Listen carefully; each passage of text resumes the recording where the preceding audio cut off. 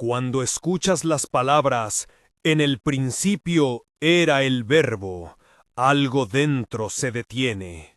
Hay una profundidad que exige pausa. No es solo una frase sobre el pasado remoto, sino una llave que abre la pregunta más grande de la vida. ¿Quién es Jesús y qué relación tiene con todo lo que existe? Hoy quiero caminar contigo por ese paisaje teológico y pastoral. Quiero que entendamos, con claridad y ternura, qué significa que el Verbo exista antes de todo, que fuera agente en la creación, que tomara carne y habitara entre nosotros. Te invito a que escuches con el corazón dispuesto.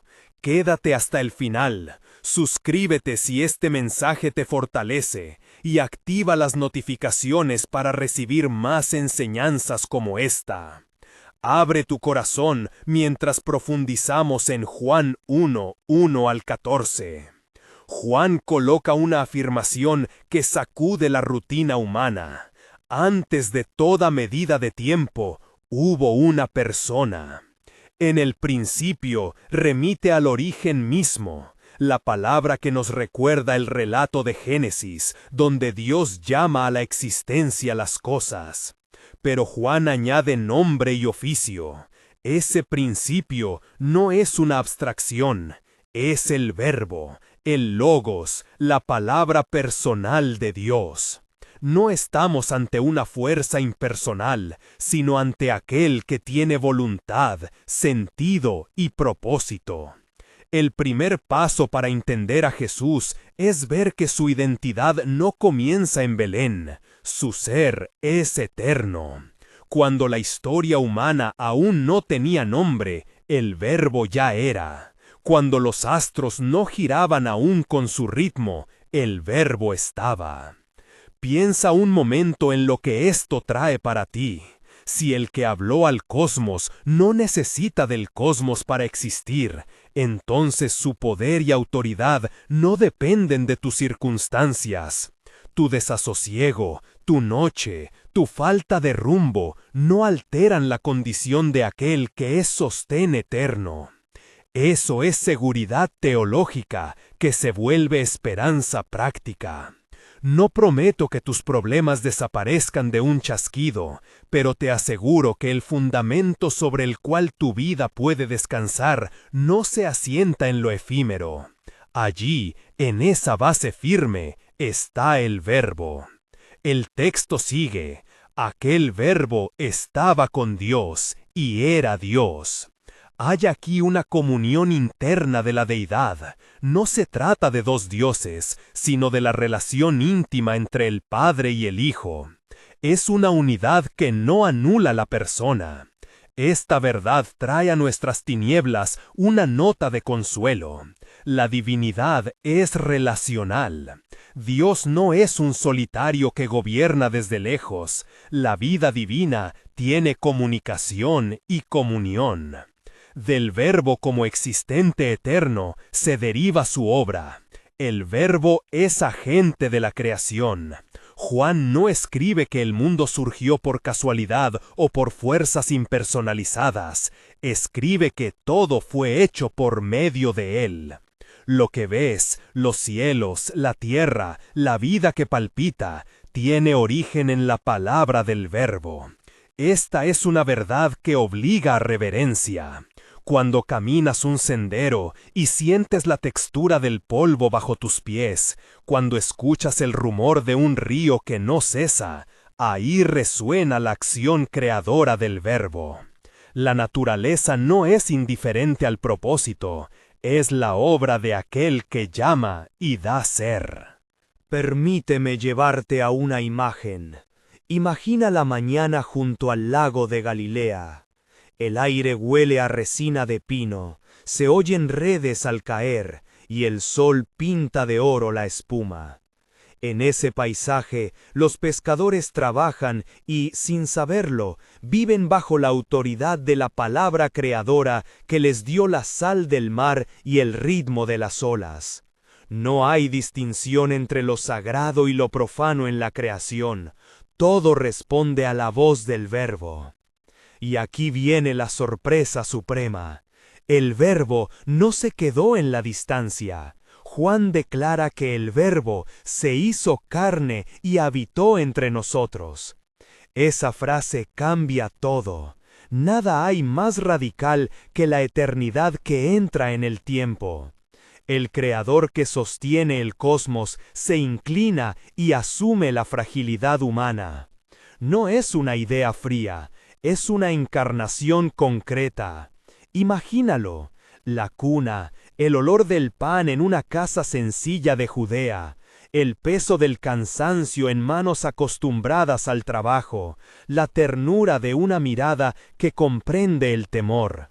La eternidad toma cuerpo humano para acercarse a nuestra condición. Allí se revela la condescendencia de Dios. No permaneció lejano al dolor, sino que lo pisó desde dentro. Ese acto revela dos verdades simultáneas, la majestad y la humildad. Jesús conserva plenamente la gloria de Dios y, a la vez, habita la vulnerabilidad de un hombre. Esa doble condición es la clave para tu esperanza. Cuando enfrentas la soledad, no te acercas a una potencia indiferente, te acercas a alguien que conoce el cansancio, el hambre, la tentación y la traición. El Verbo no solo supo del sufrimiento desde lejos, lo habitó. En la vida de Jesús aparecen imágenes recurrentes que nos ayudan a entender su misión. Juan emplea la metáfora de la luz. Donde hay luz, la vida encuentra dirección. Donde hay luz, las heridas dejan de confundirse con sombras. Jesús se presenta como luz que alumbra toda alma. Esa luz no es un mero símbolo estético, es discernimiento, revelación y sanidad. Piensa en una noche sin luna. El camino es peligroso, los pasos vacilan. Así es el corazón humano sin la luz del Verbo. Pero cuando la luz aparece, los rostros se diferencian, la ruta se ve, las heridas encuentran manos que curan. La invitación pastoral es clara, camina hacia la luz. No es un juicio que te expone, es una gracia que te guía. Otra figura que brota con fuerza es la del Cordero.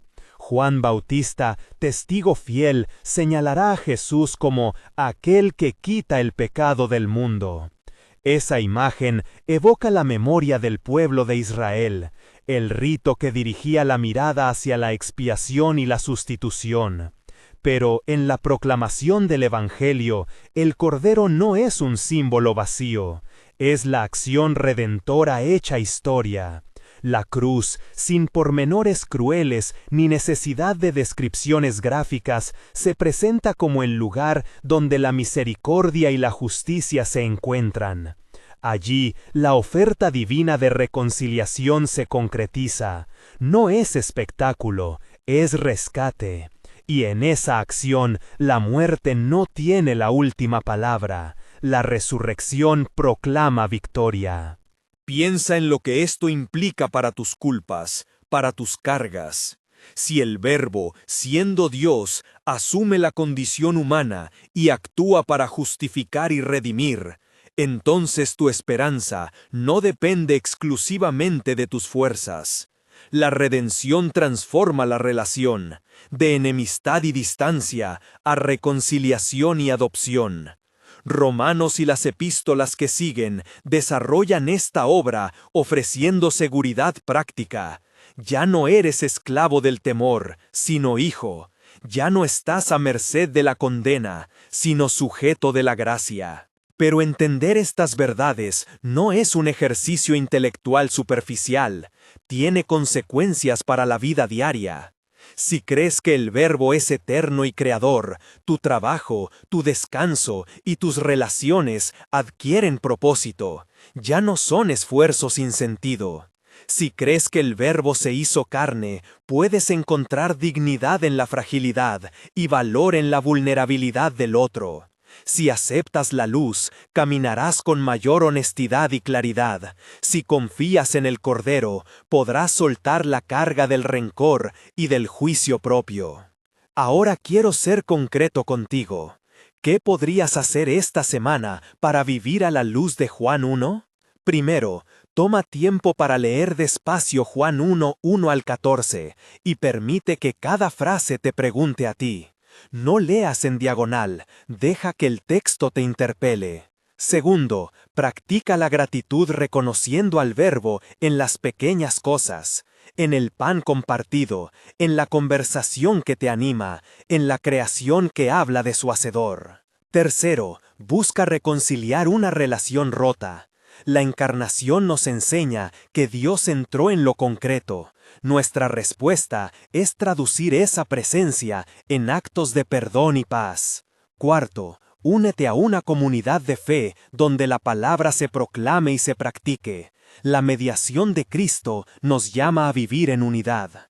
Quinto, ora con brevedad cada día, agradeciendo la eternidad del Verbo y pidiendo que su luz guíe tus pasos. En medio de estas enseñanzas, es posible que surjan preguntas duras. ¿Y el sufrimiento? ¿Qué significa esto cuando el dolor me aqueja? ¿Por qué el Verbo permitió tanto mal? No minimizo tu pregunta. La narrativa bíblica reconoce el misterio del sufrimiento. Hebreos nos recuerda que Jesús entiende nuestro dolor y que su obra abre camino a la esperanza. La respuesta completa trasciende esta palabra, pero te doy un sostén real. La presencia del Verbo en la carne asegura que el dolor humano no es ignorado por Dios, es asumido y transformado por la gracia que actúa hacia la restauración. Antes de seguir, vuelve a escuchar la gravedad pastoral de lo dicho. No pretendemos resolver el enigma del mal aquí con fórmulas sencillas. Ofrecemos en cambio la certeza de que la eternidad del Verbo y su encarnación nos otorgan un punto firme desde el cual caminar, incluso en la noche. Eso basta para sostener la fe cuando los porqués no encuentran respuesta inmediata. Quisiera ahora detenerme un momento en la palabra mediador. Juan presenta a Jesús como puente entre Dios y la humanidad. En el sistema de culto del Antiguo Testamento había sacerdotes y un sostén ritual para acercar al pueblo a Dios. En Cristo, esa mediación se concentra y culmina. No hay más barrera definitiva.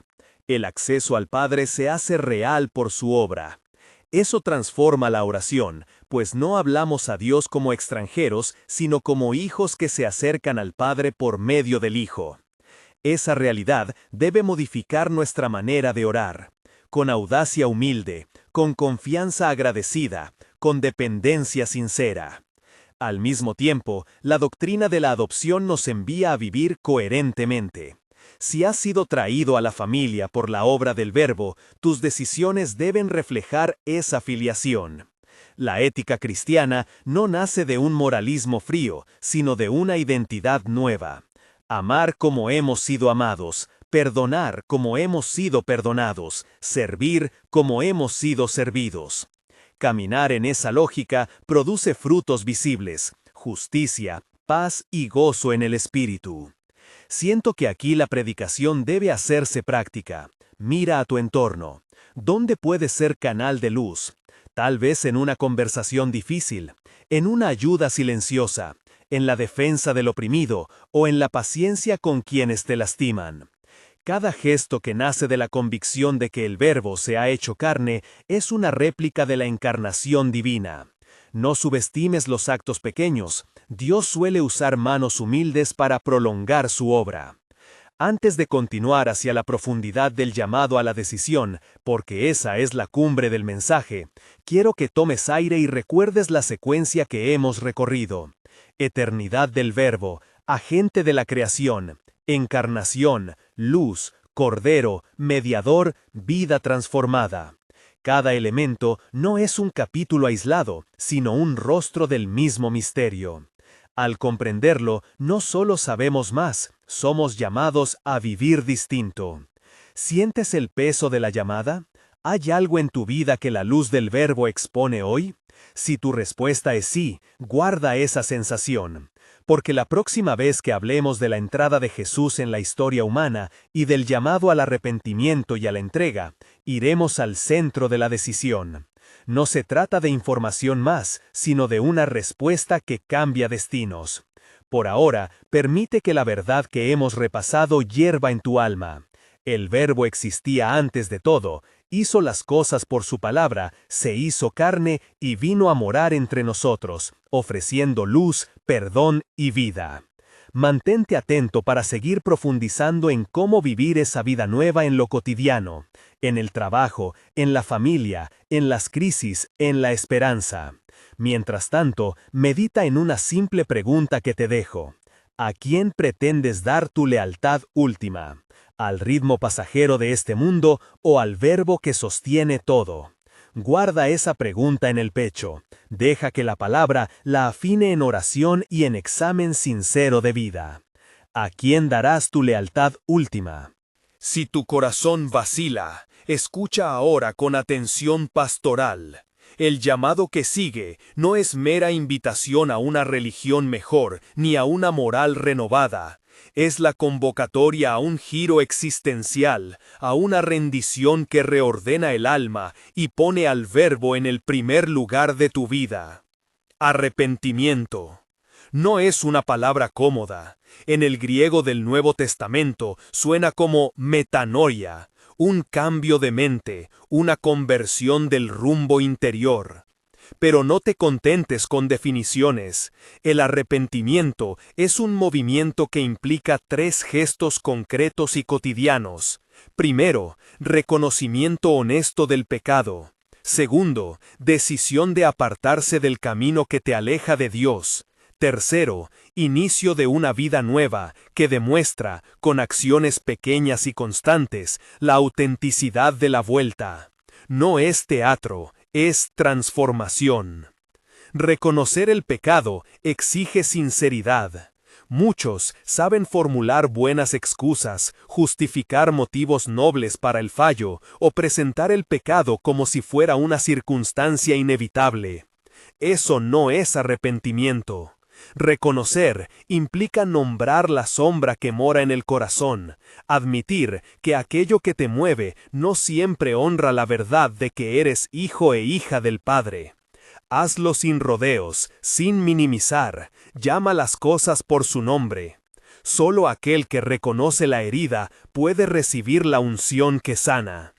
Apartarse del camino antiguo requiere decisión. Volverse a Dios es negarse a creer que tu curso puede ser corregido por simples repeticiones de buena voluntad. Significa cortar ataduras, evitar personas o hábitos que te arrastran, pedir ayuda, poner límites.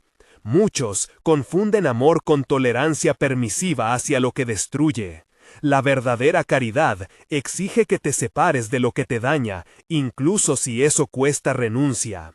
Aquí, la gracia acompaña, no sustituye la renuncia. La mano de Dios te sostiene en el proceso, pero la decisión es tuya. Vivir la novedad es aprender a dar frutos. La Escritura no promete una fe sin evidencia. El fruto, cambios en tus relaciones, en tu conducta, en tus prioridades, testifica que el Verbo no es enunciado vacío en tu boca, sino presencia que transforma tus manos. La paz que antes no tenías, la verdad que antes negabas, la generosidad que antes te era extraña, son indicios de que tu conversión no es solo emoción momentánea, sino reordenamiento constante del alma. No confundamos la obra de Dios con la autogestión humana. La Biblia afirma con claridad, la salvación es don por gracia mediante la fe. No te salvarás por tus méritos, pero la gracia real siempre produce respuesta. La fe que salva no queda inmóvil, camina, sufre, obra y persevera. Si sientes dudas, mira tu vida. ¿Nace de ella humildad? ¿Se traduce en perdón hacia los demás? ¿Te acerca más a la comunidad de creyentes? Hablemos ahora de la puerta por la que entras a esa comunidad, la confesión pública y el compromiso. Juan insiste en que el Verbo se reveló en carne. Esa revelación exige una respuesta pública, no solo íntima. No existe una fe íntegra que se esconda perpetuamente.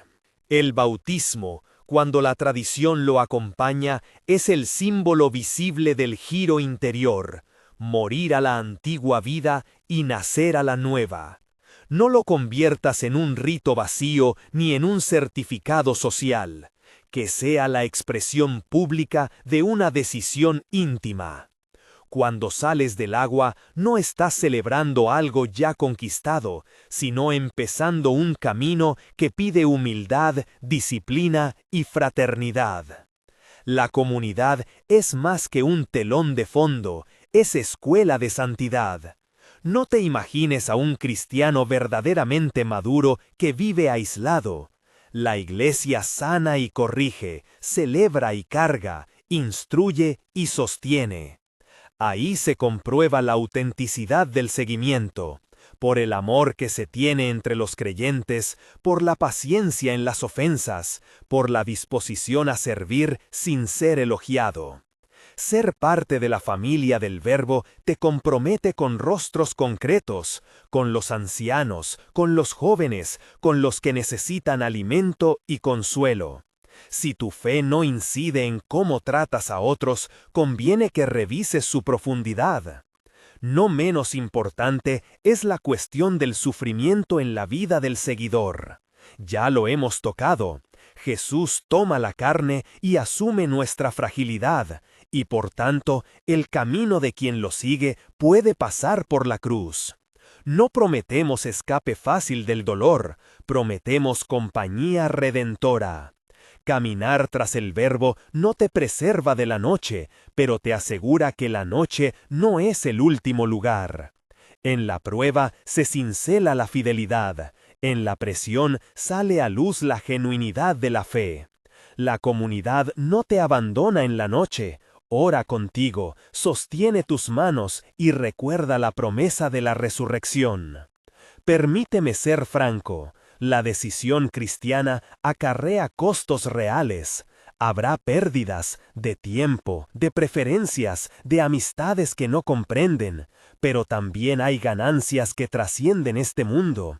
Un sentido duradero, identidad fundada en la filiación divina y una esperanza que mira más allá de las apariencias. Si dudas por temor a perder, recuerda que lo que el Verbo da no se destruye, lo que el mundo ofrece es efímero. La lealtad última reordena las prioridades y hace que las pérdidas de hoy sean semillas para mañana. Ahora trae esa posibilidad a lo concreto. ¿Qué pasos prácticos podrías dar hoy si decides responder? Te propongo una ruta breve y manejable. 1. Confesión personal en oración ante el Padre. Nombra tu necesidad, pide perdón y recibe la promesa de limpieza. Hazlo con sencillez y verdad.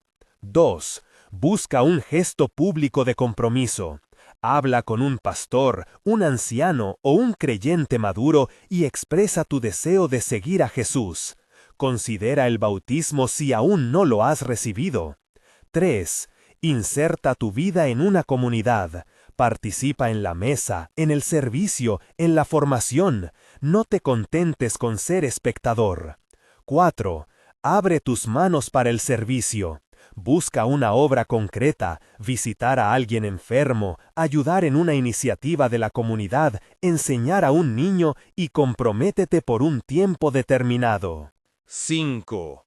Establece prácticas espirituales regulares, oración breve diaria, lectura bíblica humilde y participación en la comunidad.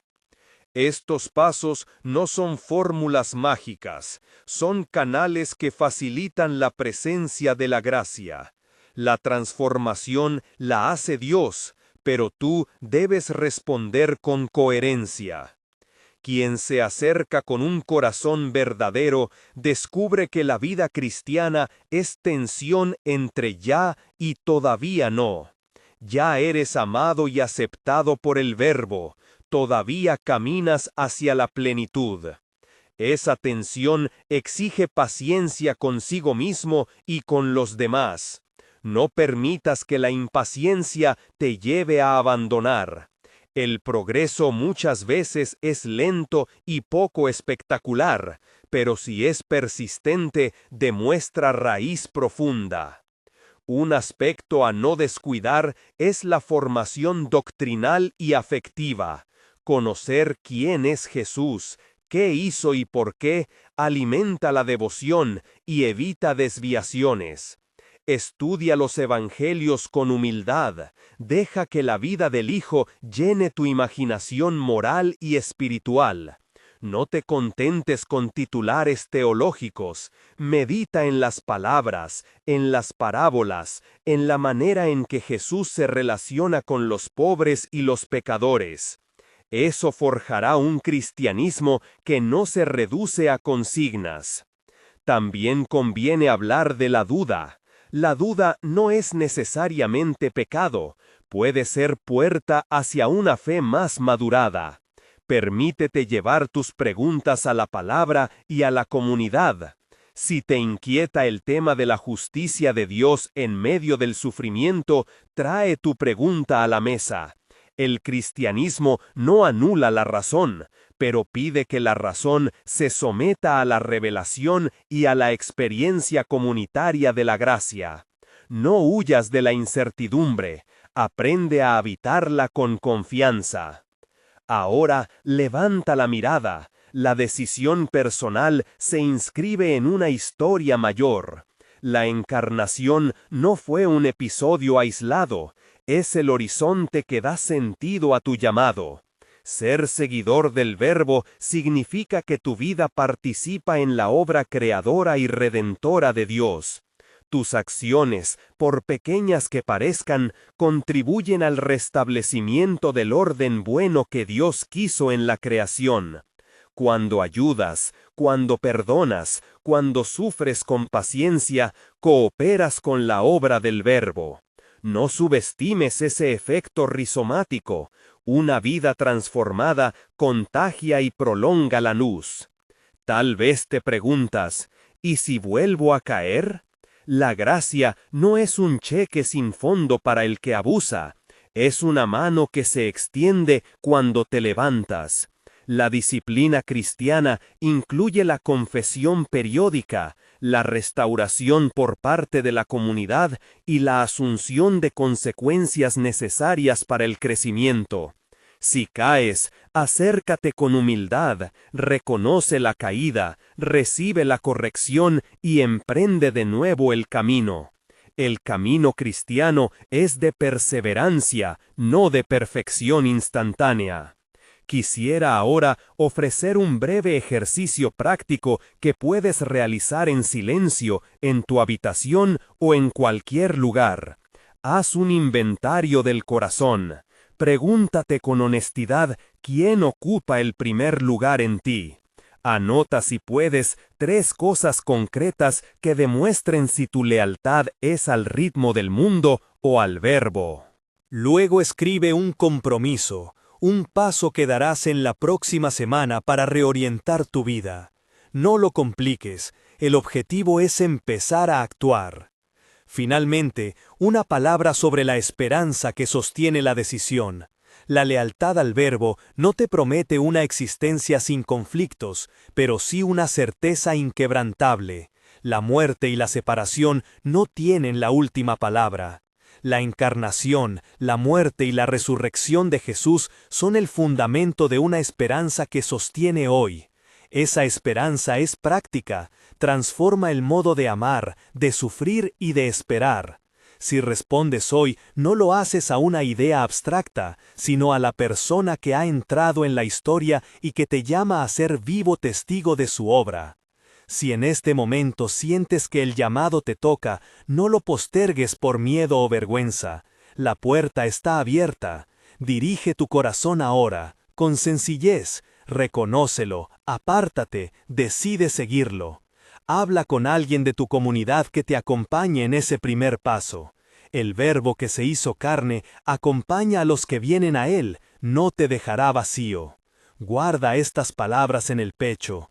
Permite que el fuego de la verdad queme las impurezas y haga brotar en ti una respuesta firme. Más adelante, profundizaremos en las implicaciones comunitarias y sacramentales de esta decisión y ofreceremos orientaciones prácticas para quienes ya han dado este paso. Por ahora, mantén la atención en el movimiento interior que sientes y en el siguiente acto concreto que darás en obediencia al Verbo. Si quieres, en silencio, haz ahora la oración breve de entrega. Confiesa tu necesidad, pide perdón por lo que te aleja y ofrece tu vida al que es la palabra hecha carne. Confía en la gracia que te acompaña. Y cuando termines, busca a alguien con quien hablar y dar el paso visible que confirme lo que tu alma ha decidido. La comunidad te espera, el Verbo te llama. Cuando hayas hablado con alguien de tu comunidad y hayas dado ese primer paso visible, vendrá un tiempo de acogida y de orientación. No es un trámite, es un proceso donde se te irá mostrando qué significa pertenecer a un cuerpo que vive bajo la autoridad del Verbo. Aquí ofrezco, con sencillez pastoral, algunas orientaciones prácticas y sacramentales para quienes comienzan o desean consolidar su entrega. 1. Bautismo y comienzo de la vida sacramental. El bautismo no es un premio para los que ya han resuelto todo, sino la puerta de entrada a la vida nueva. Pregunta a tu comunidad cómo se organiza este rito, qué significa para ellos, quién lo administra y cuál será tu preparación. En el bautismo se te incorpora a la historia del pueblo de Dios. No es solo una acción individual, sino una promesa mutua. Tú recibes la gracia y la comunidad se compromete a acompañarte. Prepárate con humildad y con preguntas sinceras. ¿Qué implica renunciar al viejo modo de vida? ¿Qué compromisos voy a asumir con mi comunidad? 2. La cena y la cercanía regular con el Verbo. La Eucaristía, la Cena del Señor o la fracción del pan, como se nombre en tu tradición, es un lugar donde la encarnación continúa tocando la vida concreta. Participar de la mesa no es un acto simbólico aislado, sino recordar y asumir la implicación compartida en la vida, muerte y resurrección del Señor. Acércate con reverencia y también con conciencia. Si conviene confesión previa o examen de conciencia, hazlo en verdad. Aprende a recibir el alimento espiritual como fuerza para el día a día, no como un mero rito estético. 3. Confesión, disciplina y restauración comunitaria. La disciplina cristiana no busca humillar, sino restaurar. Toda comunidad sana tiene vías de confesión y de reconciliación. Infórmate cómo se vive la confesión en tu comunidad, si es pública o privada, habitual o en momentos concretos. Cuando caes, acércate pronto. Cuando no sabes cómo pedir perdón, pide ayuda a un hermano mayor en la fe. La restauración suele implicar pasos concretos: reparación, acompañamiento, medidas para evitar recaídas. No rehuyas la disciplina. La humildad de quien se somete al cuidado de la comunidad es fruto de sanidad. 4. Acompañamiento espiritual y discipulado. Busca un mentor, un compañero de camino, alguien que te escuche con fidelidad. El discipulado no consiste en imitar fórmulas, sino en ser formado por la palabra y por la vida de otro que camina con mayor experiencia. Este acompañamiento incluye lectura bíblica compartida, oración conjunta, rendición de cuentas y a veces pequeñas pruebas prácticas, servir a los necesitados, liderar una casa de oración o dar una charla breve. No confundas un acompañante con un juez. Su tarea es ayudarte a crecer en libertad y obediencia. 6. Ritmo de oración y lectio divina. Organiza un ritmo sencillo que puedas sostener. Empieza por 5 o 10 minutos diarios de lectura pausada. Lee un pasaje pequeño, quédate con una palabra, repítele en silencio y permite que el Verbo te interpele. No busques experiencias extraordinarias, busca fidelidad. Añade una hora semanal más prolongada para intercesión, examen y agradecimiento. Si te angustia la disciplina, pide a alguien que ore contigo los primeros días hasta que la práctica se vuelva familiar. 6. Escritura y examen del corazón. Además de la lectura, lleva un cuaderno espiritual. Anota descubrimientos, dudas, confesiones y promesas. Haz un examen diario. ¿Dónde he sido fiel hoy? ¿Dónde he fallado? ¿Qué necesito pedir perdón? Este hábito pequeño construye una sinceridad ante Dios y ante ti mismo que luego se traduce en acciones concretas. 7. Comunidad y pequeños grupos. La vida cristiana crece en la tensión entre lo vertical, la relación con Dios, y lo horizontal, la relación con otros. Integra un pequeño grupo donde puedas tener intimidad espiritual real, no solo estudios doctrinales, sino compartir cargas, celebrar avances y acompañar en crisis. En ese ámbito podrás practicar la hospitalidad, la escucha y la confrontación amorosa. 8. Vocación y servicio, la fe que se encarna en obras. Descubre tus dones con ejercicios prácticos. Sirve en tareas pequeñas antes de asumir responsabilidades visibles. La vocación puede ser doméstica, profesional o ministerial. Lo importante es que sea respuesta a la llamada del Verbo en tu contexto. No confundas rendimiento con fidelidad. Ser fiel en lo pequeño suele ser mejor escuela que exponerse antes de tiempo. 9. Manejar la duda y la crisis teológica. Habrá preguntas fuertes sobre el sufrimiento, la providencia, la justicia de Dios. No las escondas. Trae tus dudas a la palabra y al grupo. Lee, dialoga, acepta el misterio donde sea necesario. Pero no abandones la práctica de la fe por no tener todas las respuestas. La duda puede filtrar la fe y hacerla más clara. Cuando es persistente y amarga, busca acompañamiento pastoral y lecturas orientadas. 10. Conflictos comunitarios y límites saludables. En toda comunidad aparecen tensiones. Aprende a distinguir entre una corrección piadosa y una conducta abusiva. Los límites son expresión de amor. Se ponen para proteger al vulnerable y ordenar la vida común. Si sufres abuso, busca ayuda. La comunidad tiene la responsabilidad de proteger. Cuando tú eres quien debe corregir, hazlo con humildad, reparación y claridad en las consecuencias.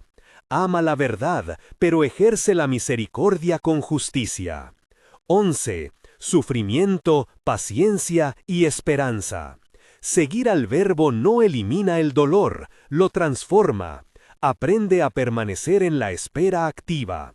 Orar, confiar, buscar el consuelo del Espíritu y la compañía de la Iglesia. El sufrimiento vivido en comunión abre nuevas dimensiones de misericordia y testimonio. No apresures la sanación con fórmulas. Cuida el cuerpo, el alma y las relaciones mientras esperas la obra soberana de Dios. 12. Economía de la generosidad. La vida cristiana se caracteriza por una economía que invierte en otros.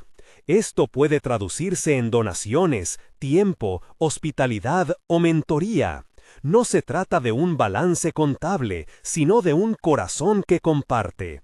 Decide un gesto concreto, invitar a alguien a comer, sostener una familia en necesidad por un mes, ofrecer tu tiempo para acompañar a un anciano. Pequeños actos rizomáticos multiplican la gracia. 12. Continuidad sacramental, estaciones de la vida. La consagración al Verbo marca hitos, el bautismo, el matrimonio, la vocación, la unción en la enfermedad. Reconoce estas estaciones y busca la celebración comunitaria que las encarne. Cada rito te recuerda que no caminas solo, hay una historia común que por gracia te incluye y te sostiene. 16. Educación continua, lecturas y formación. No dejes de formarte. Busca cursos, lee autores que te ayuden a comprender el dogma, la ética y la espiritualidad. Pero filtra las lecturas, pregunta a tu comunidad por autores fieles y amados por el pueblo de Dios. La formación no es un lujo, es una herramienta para amar mejor. 16. Testimonio público y ética. Ser seguidor del Verbo implica un testimonio que toca lo privado y lo público. Vive con coherencia, en las decisiones laborales, en la justicia con tus vecinos, en la fidelidad con tu familia.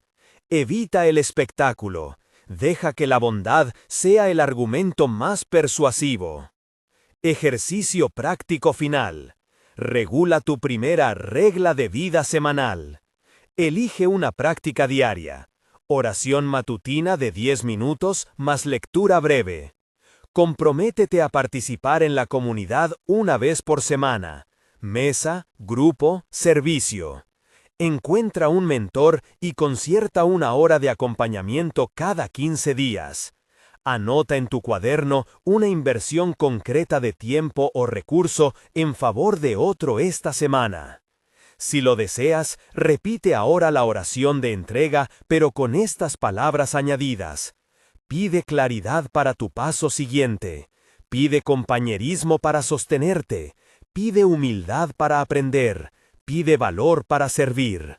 Entrégalo todo sabiendo que tu decisión no es un acto aislado, sino la entrada a una vida donde el Verbo te va formando. Que este camino no te canse por su tamaño, sino que te sostenga por su fidelidad. Cada acto de amor, cada confesión humilde, cada servicio ofrecido en lo pequeño, participa de la obra grande de la encarnación.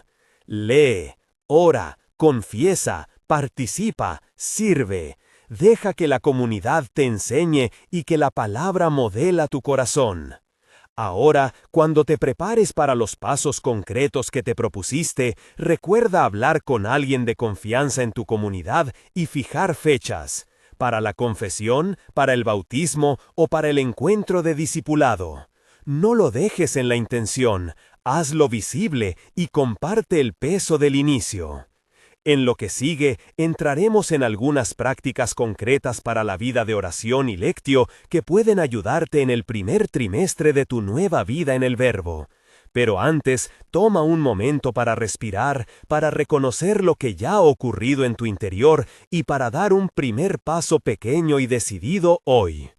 Prácticas concretas para el primer trimestre. Para que lo que has decidido no quede en buena intención, propongo un plan concreto y flexible para los primeros 90 días. Está pensado para ayudarte a formar hábitos sin exigir perfección y para que la comunidad sostenga tu paso. Toma esto como un mapa, no como una camisa de fuerza. Ajústalo a tu vida, pero no lo dejes vacío de contenido. Ritmo diario, guía práctica. Mañana, 10-15 minutos, oración matutina más lectura breve.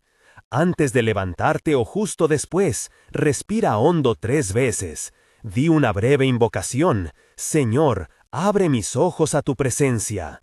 Lee un salmo breve o un pasaje de 5 a 8 versículos. Lee despacio, lectio. Deja que una frase te pegue, meditatio.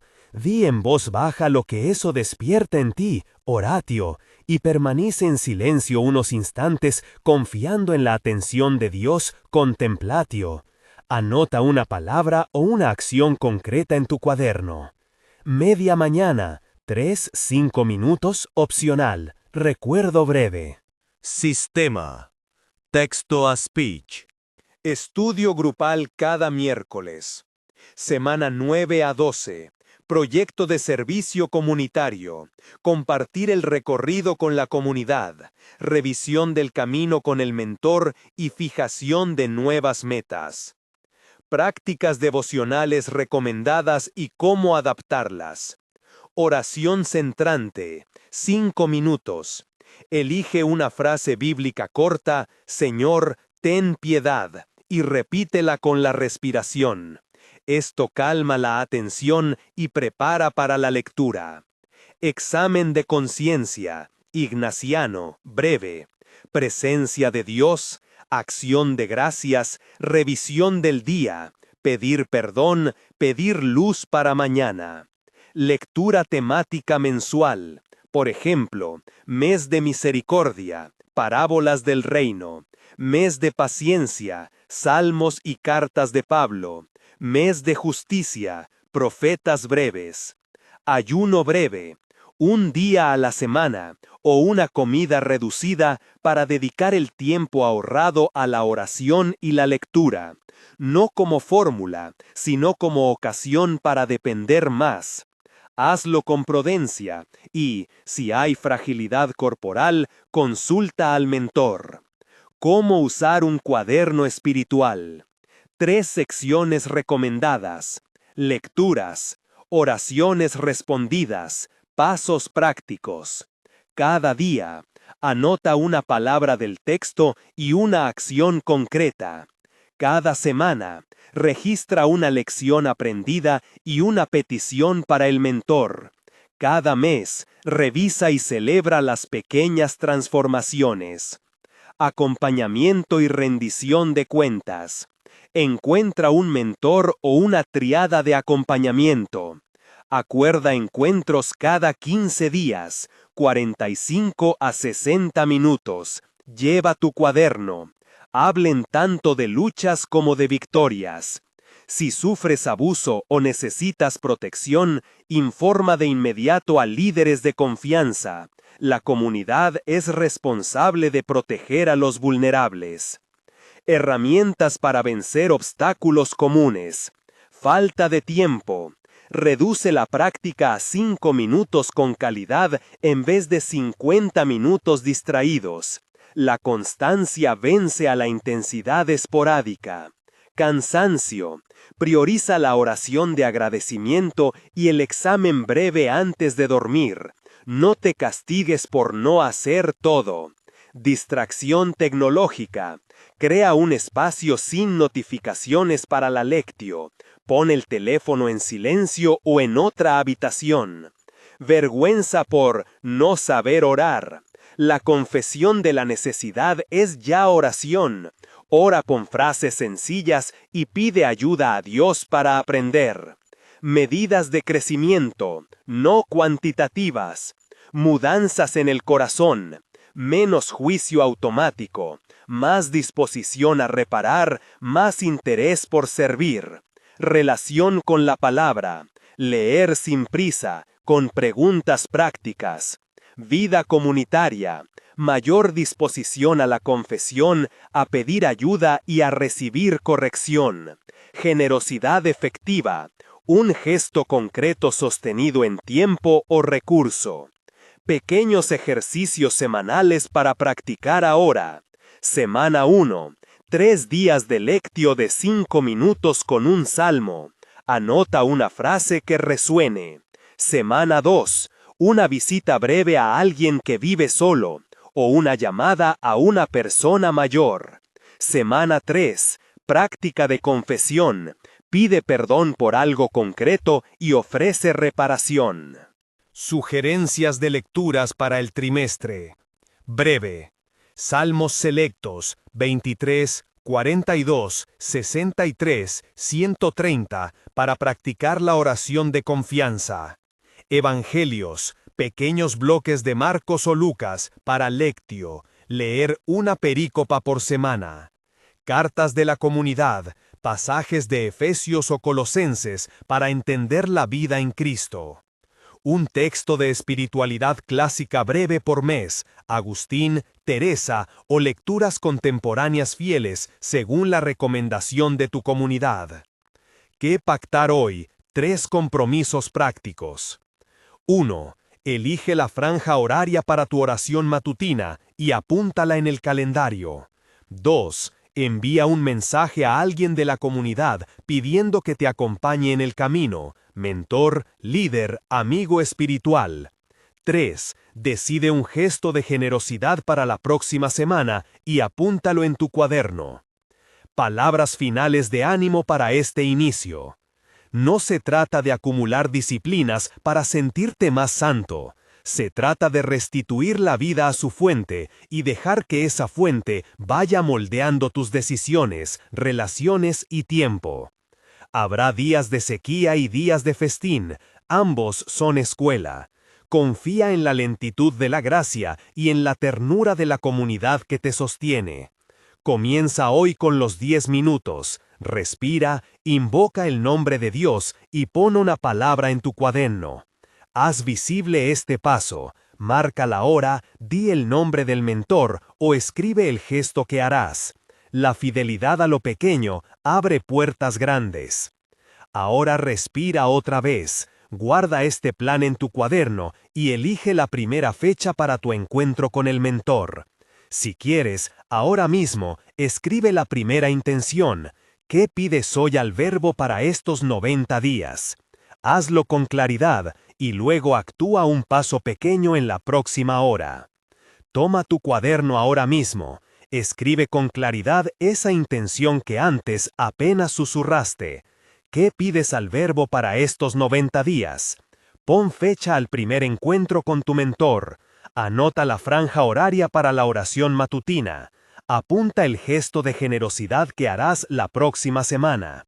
Estos pequeños acuerdos no son rituales estériles, son señales que orientan la voluntad y hacen posible la fidelidad. Oremos juntos en silencio por un momento, no como fórmula, sino como ejercicio que planta el deseo de Dios en el corazón. Señor, que mi primer suspiro del día sea reconocimiento, que mis 10 minutos no sean prisa sino atención. Haz que la lectura me hable y que la práctica me transforme. Dame paciencia para la lentitud y valentía para la honestidad. Bendice al mentor que me acompañará y a la comunidad que me sostendrá.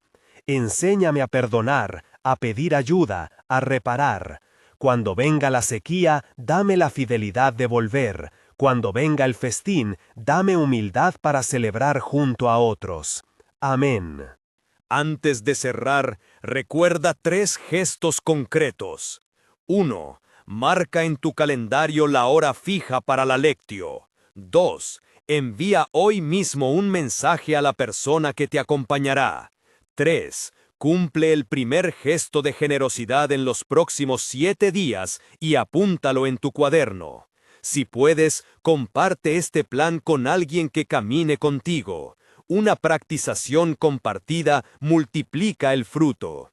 Si perteneces a una comunidad, propón estas 45 ideas en tu próxima reunión de acompañamiento. Camina despacio y con paciencia. La espiritualidad no es una meta que se alcanza de una vez, sino un paisaje que se aprende a habitar día a día. Vuelve al cuaderno, respira, toma el primer paso hoy. Guarda el cuaderno en la mano y mira la página donde escribiste la intención. No la dejes como deseo. Subraya la frase, dale un verbo concreto. Si fijaste la hora de la lectio, apúntala también en la planilla del día. Si pactaste la llamada al mentor, escríbele un mensaje simple. ¿Puedes acompañarme esta semana? Haz el gesto de generosidad hoy mismo, aunque sea pequeño, y anótalo cuando lo hagas.